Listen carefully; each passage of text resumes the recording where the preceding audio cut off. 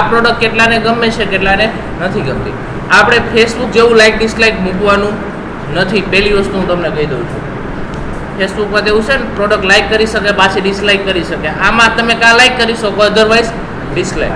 Plus login થઈને જ તમે લાઇક ડિસલાઇક કરી શકો એવું પુટ કરવાનું છે આપણે. તમે લાઇક કરો કે ડિસલાઇક તમારે કમ્પલસરી લોગિન થવું પડશે. રેડી? તો સૌથી પહેલાં તો ડિઝાઇનિંગ કરી નાખી કે આપણે કઈ રીતનું ડિસ્પ્લે કરાવવું છે.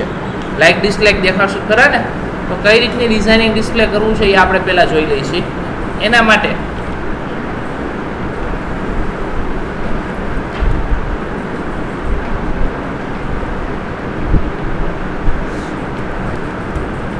આપણો પ્રોજેક્ટ હતો વેકેશન 2016ની અંદર. હવે આપણે જે લાઇક ડિસલાઇક સિસ્ટમ પુટ કરવાના છે એ પ્રોડક્ટ ડિટેલમાં પુટ કરવાના છે. કઈ જગ્યાએ પુટ કરવું છે આપણે? Product detail. એટલે આ પેજ છે ને પ્રોડક્ટ ડિટેલ. તો અત્યારે મારી પાસે આઇકોન નથી એટલા માટે હું અત્યારે એવું લખી આવું છું લાઇક એટલે કેટલાને ગમે છે અને ડિસલાઇક કેટલાને નથી ગમતું. રેડી? બાકી ખબર હોય તો આઇકોન આવે છે થંબ, એક અપ હોય ને એક ડાઉન થંબ હોય. થંબનો આઇકોન આવે છે ને ફેસબુકમાં જે રીતનો આઇકોન છે એવી રીતે. એક લાઇકનો એટલે અપ હોય અને એક ડાઉન એટલે ડિસલાઇક માટે જોઈ છે. આપણે સૌથી પહેલાં લેફ્ટ હેન્ડ સાઈડ જે પોર્શન છે અહીંયા પહેલાં ડિઝાઇન ક્રિએટ કરી લે. લેફ્ટ હેન્ડ સાઈડ એટલે જે ઇમેજ છે અહીંયા ને લેફ્ટ હેન્ડ સાઈડ અહીંયા આપણે પુટ કરવું છે. ડિઝાઇન ક્યાં પુટ કરવી છે? આ જગ્યાએ. રેડી? ઓકે. સૌથી પહેલી વસ્તુ હું એક ડીઆઈવી લઉં છું. ડીઆઈવી સ્ટાર્ટ કરું છું. ડીઆઈવી ઓવર ડિઝાઇન કરી છો પહેલાં. આને હું કહી દઉં class equal to like dislike.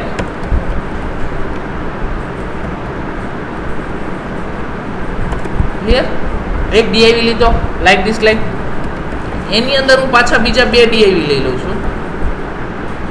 પહેલો લઉં છું ક્લાસ ઇક્વલ ટુ લાઇક અને બીજો લઉં છું class equal to dislike. Ready? હવે હું આને ફ્લોટ લેફ્ટ આપવાનો છું એટલે ક્લિયર બોથ આપવું પડે. ફ્લોટ લેફ્ટ રાઈટ આપવું હોય ત્યારે હંમેશા તમારે શું આપવું પડશે? Clear both. Style clear both. થઈ ગયું આટલી વસ્તુ. હવે આપણે આ જગ્યાએ લખ નાખીએ છીએ લાઇક અને એક સાઈડ લખ નાખીએ છીએ ડિસલાઇક. રેડી? આ રીતનું ડિસ્પ્લે કરાવવું છે આપણે કંઈક. અધરવાઇઝ અહીંયા આપણે આઇકોન મૂકી દેવાનો. રાઈટ? પહેલાં આટલું જોઈ લ્યો. એમનો પ્રિન્ટ થઈ ગયું. હવે પ્રોપર ડિઝાઇનિંગ કરવું પડશે. સૌથી પહેલાં આપણે CSSમાં હવે વહી જઈએ છીએ. ફાઇલનું નામ શું હતું? style.css. રાઈટ ક્લિક કરી edit with Notepad plus plus એટલે આપણને એનો કોડ જોવા મળશે. સૌથી પહેલાં આપણે ક્લાસ બનાવી શીખ્યો લાઇક એટલે લેફ્ટ હેન્ડ સાઈડ હતું ને આની હું વિથ કહી દઉં છું 48% અને આને કહી દઉં ફ્લોટ લેફ્ટ એટલે આ લેફ્ટ સાઈડ આવશે. આ જ રીતનું બીજું કહી દઉં છું. બીજો ડીઆઈવી લઈ લઉં છું. બીજો ડીઆઈવી આપણે લીધો હતો ને કયો લીધો હતો? ડિસલાઇક. એને ફ્લોટ રાઈટ આપી દે. પર્સન્ટેજ સરખા જ રાખી છે. જોઈ લો પહેલાં બે બાજુમાં આવી ગયું. પહેલાં આટલું થઈ ગયું. હવે આમાં કંઈક ઇફેક્ટ આપી છે આપણે. સૌથી પહેલાં હું આના ફોન્ટ ચેન્જ કરું છું. એટલે એક પ્રોપર્ટી આપણે હતી લાઇક ડિસલાઇક એવો ક્લાસ લીધો છે ને રેપર બાર. સૌથી પહેલાં ડીઆઈવી કયો લીધો હતો? Like dislike. જોઈ લો છે. એટલે આમાં પ્રોપર્ટી લખો એટલે બેમાં એપ્લાય થઈ જાય ને એટલે બેમાં લખવાનું જ આવી પડે. એટલે આપણે ક્યાં લખી આવી છીએ? મેઇન ડીઆઈવીમાં જ લખી આવી છે એટલે બેમાં એપ્લાય થઈ જાય છે. ફોન્ટ ચેન્જ થઈ ગયા. ઓપન સેન્સ આવી ગયા ને ચેન્જ થયા છે. તમને કદાચ ન ખબર હોય જો એરિયલ લખી તો કેમ એરિયલ આવી જાય છે?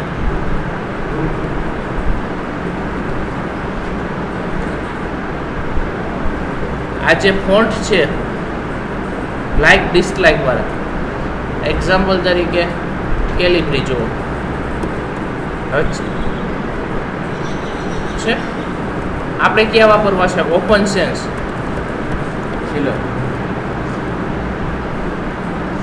રેડી? તો આ ફોન્ટ આપણે યુઝ કરીશું. પાછું ઝૂમ ઇન કરી નાખું છું. હવે પાછા રિટર્ન આવી છીએ આપણે. હવે એનો બેકગ્રાઉન્ડ કલર હું સેટ કરું છું બેયનો. એટલે આ જગ્યાએ કરી નાખશું બેકગ્રાઉન્ડ. યસ, મેં તમને લિનિયર ગ્રેડિયન્ટ શીખવાડ્યું હતું. લિનિયર ગ્રેડિયન્ટ એટલે એક સાથે બે કલર આપવા છે. લાઈક આમ મહિનો છે ને આમ ઉપસેલ હોય ને એવું લાગે, 3D ટાઈપ લાગે. રેડી? તો પહેલાં હું કલર આપું છું એક્ઝામ્પલ તરીકે E2 E2 E2 અને સેકન્ડ કલર આપું છું C8 C8 C8 છે. હજી માઇનર કલર હું ચેન્જ કરું છું, F1 કરી નાખી અને E2 કરી આછો કલર કર્યો છો.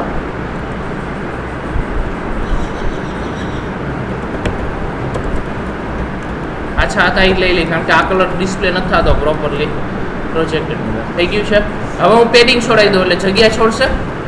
પછી બીજા બટનમાં આ જ બધી પ્રોપર્ટી કોપી પેસ્ટ કરી લઈશો.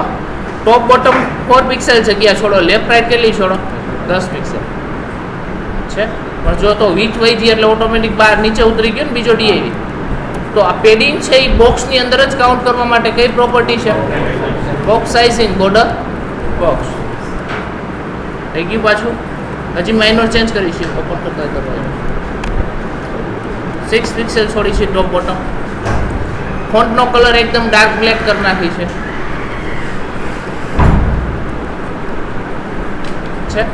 ફોન્ટની સાઇઝ માઇનર વધારી હોય તો વધારી દઈએ છીએ આપણે 18 પિક્સેલ એટલે આવડું રાખી છે આપણે.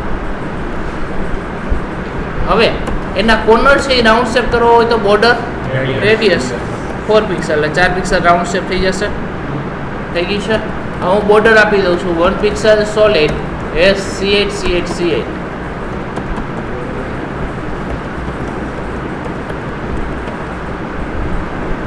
છે.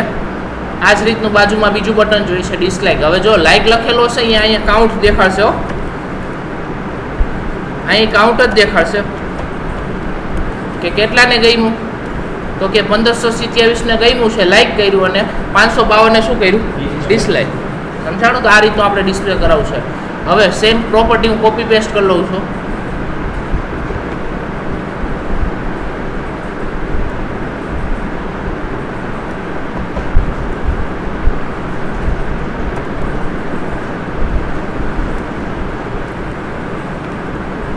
છે પણ બોક્સની વિથ વધશે. શું કામ આવું થયું છે? કારણ કે ઇમેજની જે વિથ આપણે પુટ કરી ને, ઇમેજની જે વિથ આપી એના કરતાં આ ડીઆઈવીની વિથ આપણે થોડીક વધારે આપી હતી. આ ટેબલથી આઈ થિંક ક્રિએટ કરેલું છે ને આપણે ટેબલથી. હવે કામ કરીશું આપણે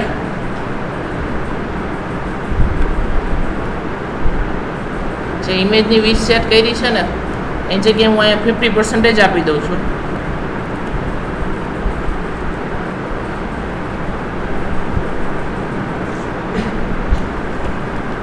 સોરી 48 જ રાખી છે. ઇમેજની વિથ વધારી દે, અધરવાઇઝ પેલા ડીઆઈવીની વિથ ઘટાડી દે અને બે ટચ થઈ જાય એવું કંઈક કરી.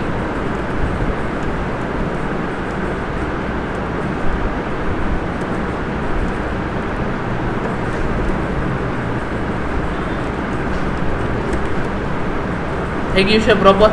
હવે શું કરાય ખબર છે? બીજો ડીઆઈવી લઈ લેવાય, વચ્ચે એક ટીડી લઈ લેવાય. જો 2 ટીડી લીધા હતા ને આપણે, વચ્ચે ત્રીજો ટીડી લઈ લઉં છો. એ ટીડીની વિથ કેટલી આપી દઈએ છીએ આપણે? 4%. રેડી? અને n% NBSP પુટ કરી દે એટલે વચ્ચે એટલી સ્પેસ આવી જાય. જોઈએ થઈ ગયું હવે પ્રોપર. પાછું હતું એવું કંઈ. હવે આ બે એક લાઈનમાં આવી ગયું. સમજાણું? હવે ઉપરથી મારે જગ્યા છોડાવી હોય તો ઓલરેડી આપણે ડીઆઈવી લીધો છે ને. કયો લીધો તો? Like dislike. આને હું કહી દઉં માર્જિન ટોપ એટલે ટોપ સાઈડથી જગ્યા છોડશે 20 પિક્સેલ એટલે ઉપરથી 20 પિક્સેલ નીચે આવી જાય છે. થઈ ગયું બટન. પહેલાં આટલું જોઈ લો, આટલું ક્રિએટ થઈ ગયું કમ્પ્લીટ. હવે માઇનર ડિઝાઇનિંગ ચેન્જ કરવું પડશે એટલે પહેલેથી જ લઈ લો. હવે જ્યારે ઉપર અહીંયા લાઇક ઉપર યુઝર ક્લિક કરે ને ત્યારે એ લાઇક થવું જોઈએ, ડિસલાઇક ઉપર ક્લિક કરે ત્યારે શું થવું જોઈએ? ડિસલાઇક થવું જોઈએ. તો એના માટે આપણે અત્યારે એન્કર ટેગ પુટ કરવાનો છે. કારણ કે ક્લિક કરે એટલે ઓપન થશે ને કંઈક પ્રોગ્રામિંગ કરવું પડશે. એટલે અત્યારથી હું એન્કર ટેગ લઈ જ લઉં, કારણ કે ડિઝાઇનિંગ નકર અધરવાઇઝ ફરી જશે. એન્કર ટેગ માટે CSS લખેલી હશે ને અંડરલાઇન ને એ બધું, એટલે પહેલેથી છે હું એન્કર ટેગ લઈ જ લઉં છું. હવે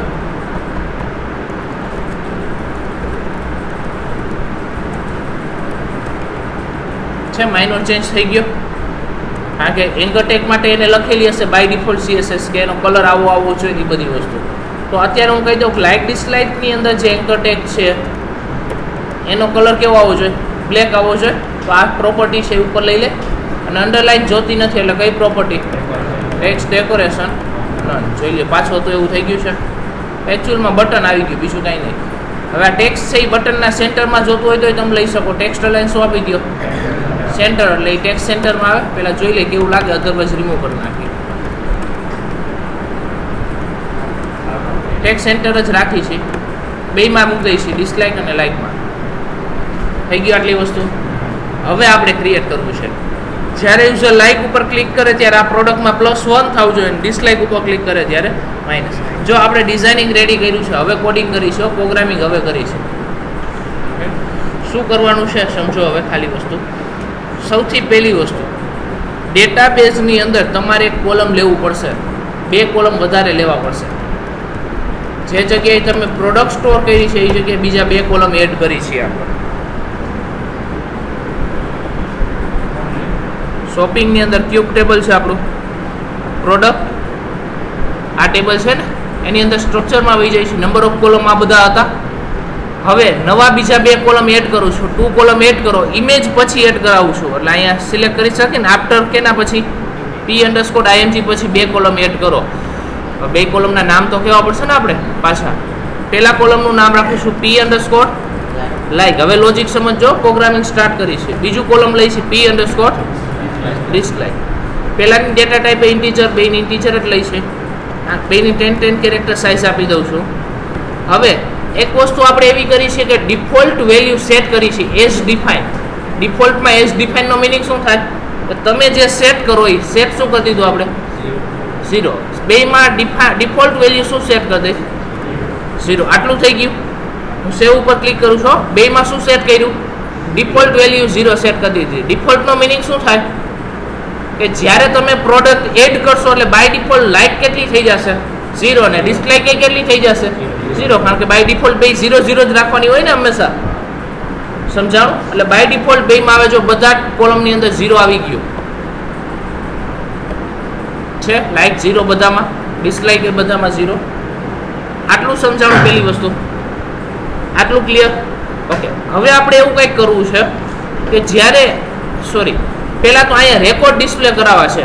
જેટલી લાઇક થઈ હોય ને અહીંયા ડિસ્પ્લે થવી જોઈએ. તો ડેટાબેઝમાંથી રેકોર્ડ આવે તો આરે લાઇક ડિસલાઇકનો રેકોર્ડ આવે જ ને. ઉપર પ્રિન્ટ કરાવેલું છે આપણે કે $PRO_row માં સ્ક્વેર બ્રેકેટમાં કોલમનું નામ શું રાખ્યું આપણે? p_like છે ને. લાઇક માટે કયું છે? જો લાઇક પ્રિન્ટ થઈ ગયો એટલે 0 પ્રિન્ટ થવો જોઈએ. કારણ કે બાય ડિફોલ્ટ હજી અત્યારે 0 છે. સેમ શું પ્રિન્ટ કરી દો? ડિસલાઇક. વેલ્યુ પ્રિન્ટ કરવાની છે. ડેટાબેઝમાંથી રેકોર્ડ તો આવ્યો જ છે એ પ્રોડક્ટનો. જે પ્રોડક્ટ પ્રિન્ટ કરાવ્યું છે એનો રેકોર્ડ ડેટાબેઝમાંથી આવેલો છે જ ઓલરેડી. રોમાં આપણે પ્રિન્ટ કરાવેલો છે ને, ઇમેજ ને નામ ને બધું.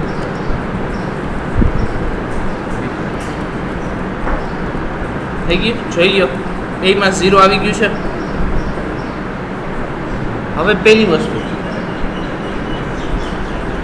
યુઝર અહીંયા ક્લિક કરે એટલે આ લાઇક થવું જોઈએ ને. યુઝર ક્લિક કરે એટલે શું થવું જોઈએ? ડિસલાઇક થવું જોઈએ.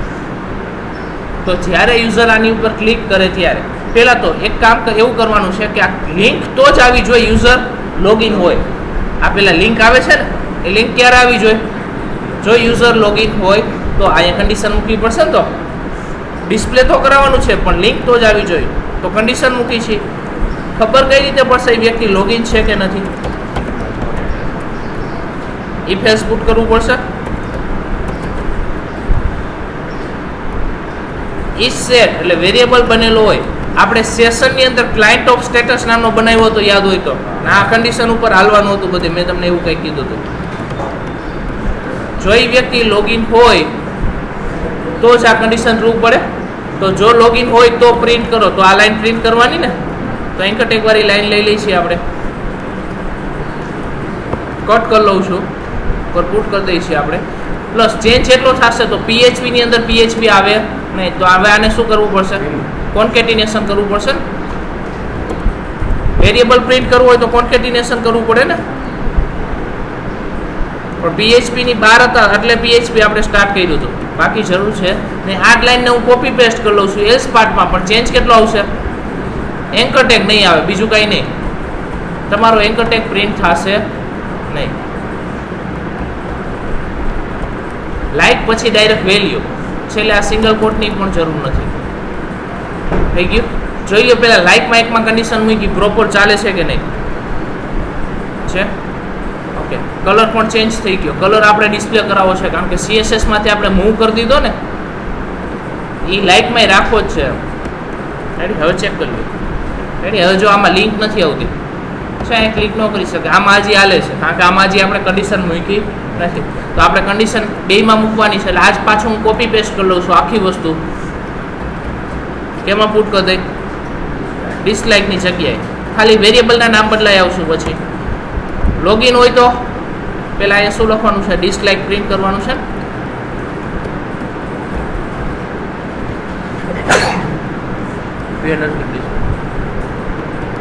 વેરિયેબલનું નામ શું લીધું? ડિસલાઇક. સેમ પાછું અહીંયા પ્રિન્ટ કરો ડિસલાઇક. વેરિયેબલનું નામ શું છે? ડિસલાઇક. રેડી, જોઈ લો બેમાંથી એકેયમાં હવે લિંક આવતી નથી. થઈ ગયું આટલી વસ્તુ કમ્પ્લીટ. પહેલાં રેડી, હવે શું કરવાનું છે જોઈ લઈ. પહેલાં હવે લોગિન થાય. લોગિન થાય તો આવી જોઈએ. ચેક કરી લઈએ છીએ આપણે. યુઝરને પાસવર્ડ યાદ નથી. પેપર 1 2 3 1 2 3 છે, એમાં લોગિન થાઉં છું અત્યારે. રેડી, હવે જોઈ જાય છે કોઈ પણ એક પ્રોડક્ટમાં લાઇક ડિસલાઇક આવી ગઈ. હવે જો લિંક આવવા માંડી છે. આટલું ક્લિયર બધાને? લોગિન હોય તો લિંક આવે છે, અધરવાઇઝ લિંક આવતી નથી. લિંક એટલે પોઇન્ટર સાઇન આવે છે ને, એન્કર ટેગ. હવે એની ઉપર ક્લિક કરી ત્યારે સાંભળજો, હવે લાઇકનું પ્રોગ્રામિંગ સ્ટાર્ટ કરી છે. એની ઉપર ક્લિક કરી ત્યારે એક પેજ ઓપન થવું જોઈએ. લાઇક ડિસલાઇક .php કયું પેજ ઓપન થશે? Like dislike .php. Question mark like equal to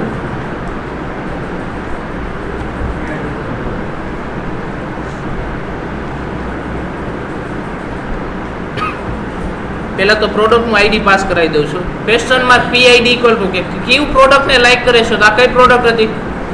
7 નંબરની. તો 7 નંબરનું આઈડી પાસ કરાવી છે. તો અહીં કોન્કેટિનેશન કરી અને એડ્રેસ બારમાંથી આપણે આઈડી ગેટ કરાવી લઈએ છીએ. થઈ ગયું આટલી વસ્તુ. %OPE ઇક્વલ ટુ શું કરવાનું છે? લાઇક. એટલે લાઇક માટેનું કોડિંગ કરી છે. OPE એટલે મીન્સ ઓપરેશન શું કરવાનું છે? શેનું કોડિંગ કરવાનું છે આપણે? લાઇકનું. એવું એડ્રેસ બારમાં પાસ કરું છું. હવે જોઈ લ્યો પહેલાં આટલું. લાઇક ઉપર ક્લિક કરું ત્યારે એડ્રેસ બારમાં પહેલાં તો આ પેજ ઓપન થયું. પ્રોડક્ટ આઈડી અને OPE ઇક્વલ ટુ શું પાસ થયું? લાઇક પાસ થઈ ગયું. હવે પેજ ક્રિએટ કરી છીએ આપણે like dislike .php. Right click કરીને ન્યૂ ટેક્સ્ટ ડોક્યુમેન્ટ. પેજનું નામ રાખું છું લાઇક ડિસલાઇક .php. હવે પ્રોગ્રામિંગ કરી છે. કરવાનું શું છે? જ્યારે યુઝર લાઇક ઉપર ક્લિક કરે એટલે અત્યારે કેટલી લાઇક છે? 0 છે. તો શું થઈ જવી છે? 1 થઈ જવી છે. તો પહેલાં તો કનેક્ટિવિટી કરવી છે એટલે પહેલાં ઓલી કન્ફિગ ફાઇલ કોલ કરવી પડશે. કઈ જગ્યાએ છે? ઇન્ક્લુડમાં config.php. હવે સૌથી પહેલાં લાઇક કરવાનું છે કે ડિસલાઇક એ ચેક કરવું પડશે ને. તો આપણે ક્વેશ્ચન માર્ક ગેટ મેથડની અંદર એક પાસ કરેલું છે, યાદ હોય તો. શું પાસ કર્યું છે? OPE ઇઝ ઇક્વલ ટુ શું હોય? લાઇક હોય તો શું કરવાનું હોય? લાઇક કરવાનું છે. એડ્રેસ બારમાં લાઇક પાસ થયો એટલે એનો મિનિંગ શું થયો? તમે લાઇક કરવા માંગો છો. ડિસલાઇક ઉપર ક્લિક કરશે ને ત્યારે અહીંયા પાસ શું કરશું આપણે? ડિસલાઇક. એટલે કન્ડિશન મુકાઈ છે. તો હવે ક્વેરી લખું છું અપડેટ ક્યુ ટેબલ છે પ્રોડક્ટ. સેટ કરો ક્યુ કોલમ. શું કરવાનું છે? જે વેલ્યુ છે ને શું કરો?